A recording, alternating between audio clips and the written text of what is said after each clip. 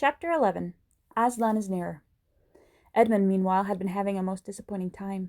When the dwarf had gone to get the sledge ready, he expected that the witch would start being nice to him, as she had at their last meeting. But she said nothing at all. And when at last Edmund plucked up his courage to say, "Please, your majesty, could I have some Turkish delight?" You said. She answered, "Silence, fool!"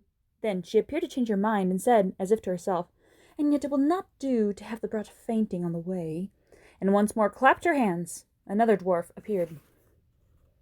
"Bring the human creature food and drink," she said. The dwarf went away, and presently returned, bringing him an iron bowl with some water on it, and an iron plate with a hunk of dry bread on it. He grinned in a repulsive manner as he set them down on the floor beside Edmund, and said, "Turkish delight for the little prince. Ha ha ha!" "Take it away," said Edmund sulkily. "I don't want dry bread." But the witch suddenly turned on him with such a terrible expression on her face that he apologized and began to nibble at the bread, though it was so stale he could hardly get it down. "You may be glad enough of it before you taste bread again," said the witch. While he was still chewing away, the first dwarf came back and announced that the sledge was ready. The white witch rose and went out, ordering Edmund to go with her. The snow was again falling as they came into the courtyard, but she took no notice of that, and made Edmund sit beside her on the sledge. But before they drove off, she called Fenris Ulf, and he came bounding like an enormous dog to the side of the sledge. "Take with you the swiftest of your wolves, and go at once to the house of the beavers," said the witch, "and kill whatever you find there. If they are already gone, then make all speed to the stone table, but do not be seen. Wait for me there in hiding. I, meanwhile, must go many miles to the west, before I find a place where I can drive across the river. You may overtake these humans before they reach the stone table. You will know what to do if you find them."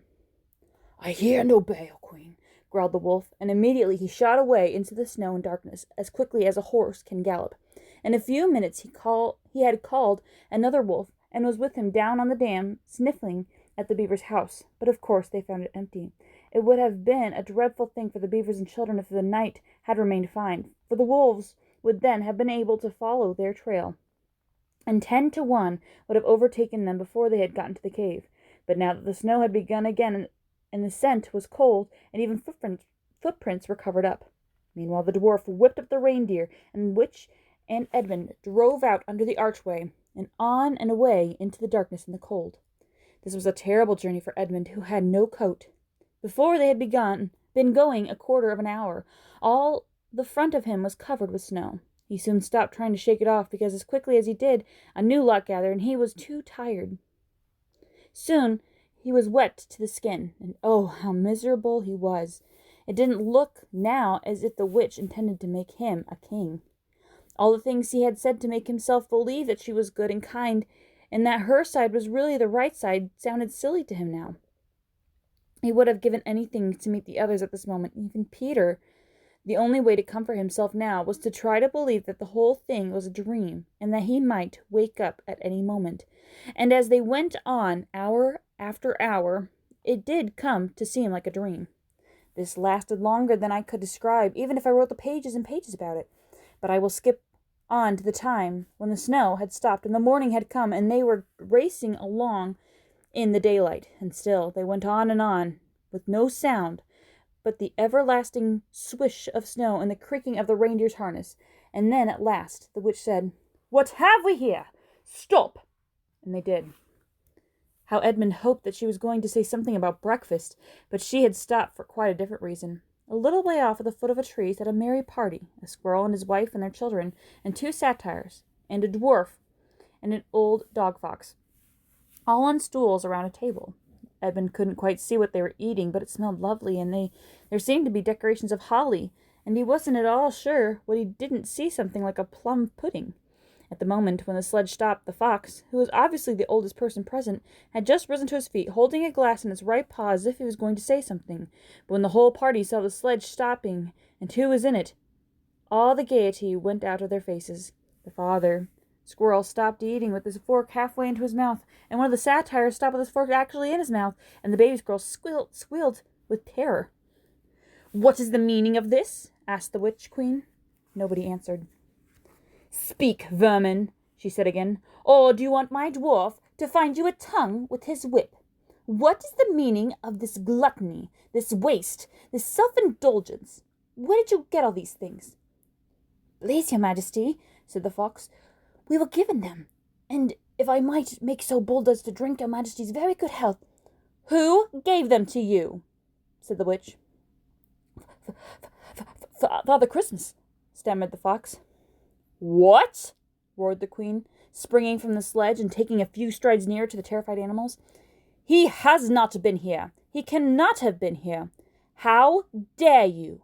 But no, say you have been lying, and you shall now be forgiven." At that moment, one of the young squirrels lost its head completely. "He has! He has! He has!" it squeaked, its little beak as its little spoon on the table. Edmund saw the witch bite her lip, and a drop of blood appeared on her white cheek. Then she raised her wand. "Oh, don't! Don't! Please don't!" shouted Edmund. But even while he was shouting, she had waved her wand, and instantly, where the merry party had been, there were only statues of creatures. One with a stone fork fixed forever halfway into its stone mouth, seated round a stone table on which there were stone plates and a stone plum pudding. "As for you," said the witch, giving Edmund a stunning blow on the face as she remounted the sledge, "let that teach you to ask a favor for spies and traitors. Drive on!" And Edmund, for the first time in this story, felt sorry for someone besides himself.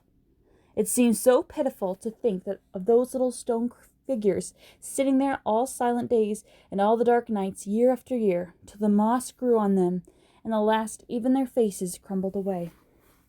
Now they were steadily racing on again, and as soon Edmund noticed that the snow, which splashed against them as they rushed through it, was much wetter than it had been all last night.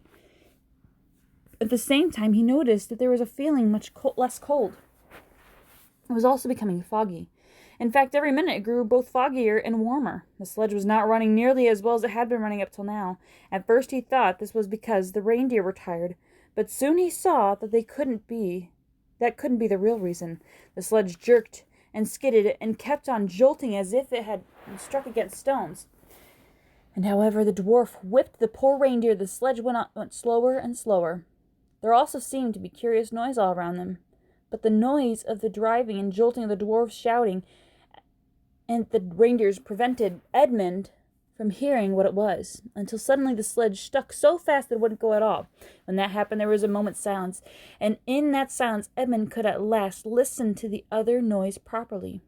A strange, sweet, rustling, chattering noise, and yet not so strange, for he knew he'd heard it before. If only he could remember where. Then, all at once, he did remember. It was the noise of running water. All around them, though out of sight, there were streams of chattering, murmuring, bubbling, splashing, and even in the distance, roaring, and his heart gave a great leap, though he hardly knew why, when he realized that the frost was over. And much nearer there was a drip, drip, drip from the branches of the trees, and then, as he looked at one tree, he saw a great load of snow slide off it, and for the first time since he entered Narnia, he saw the dark green of a fir tree. But he hadn't time to listen or watch any longer, for the witch said, "Don't sit staring, fool! Get out and help!" And of course Edmund had to obey. He stepped out into the snow, but it was really only slush by now, and began helping the dwarf to get the sledge out of the muddy hole it had got into. They got it out in the end, and by being very cruel to the reindeer, the dwarf managed to get it on the move again, and they drove a little further. And now the snow was really melting in earnest, and patches of green grass were beginning to appear in every direction. Unless you have looked at a world of snow as long as Edmund had been looking at it, you will hardly be able to imagine what a relief those green patches were after the endless white. Then the sledge stopped again. "It's no good, your majesty," said the dwarf. "We can't sledge in this thaw." "Then we must walk," said the witch. "We shall never overtake them walking," growled the dwarf. "Not with the start they've got." "Are you my counselor or my slave?" said the witch. "Do as you're told. Tie the hands of the human creature behind it, and keep hold of the end of the rope. And take your whip and cut the harness of the reindeer. They'll find their own way home."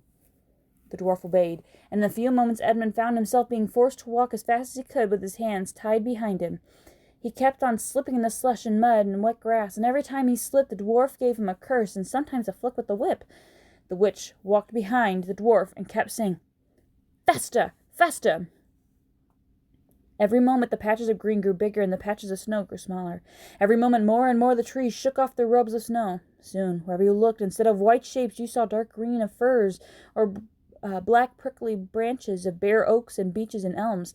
Then the mist turned from white to gold and presently cleared away altogether. Shafts of delicious sunlight struck down onto the forest floor, and overhead you could see a blue sky between treetops. Soon there were more wonderful things happening. Coming suddenly round a corner into a glade of silver birch trees, Edmund saw the ground covered in all directions with little yellow flowers. Celandines. The noise of the water grew louder. Presently they actually crossed in the stream. Beyond it they found the snowdrops growing. "Mind your business," said the dwarf, when he saw that Edmund had turned his head to look at them, and he gave the rope a vicious jerk. But of course this didn't prevent Edmund from seeing. Only 5 minutes later he noticed a dozen crocuses growing around the foot of an old tree, golden, purple, and white. Then came the even more delicious than the sound of water. Close beside the path they were falling, a bird suddenly chirped from the branch of the tree. It was answered by a chuckle of another bird, and a little further off, and then, as if that had been a signal, there was chattering and chirping in every direction, and the moment full of song, and within 5 minutes the whole wood was ringing with birds' music. And wherever Edmund's eyes turned, he saw birds alighting in the branches, or sailing overhead, or having their little quarrels. "Faster! Faster!" said the witch. There was no trace of the fog now. The sky became bluer and bluer, and there were white clouds hurrying across it from time to time. In the wide glades there were primroses. A light breeze sprang up which scattered drops of moisture in the swaying branches and carried cool, delicious scents against the faces of the travelers. The trees began to come fully alive. The larches and the birches were covered with green and laburnums with gold. Soon the beech trees had put forth their delicate, transparent leaves. As the travelers walked under them, the light also became green. A bee buzzed across their path. "This is no thaw," said the dwarf, suddenly stopping. "This is spring. What are we to do? Your winter has been destroyed, I tell you. This is Aslan's doing." "If either of you mention that name again," said the witch, "he shall be instantly killed."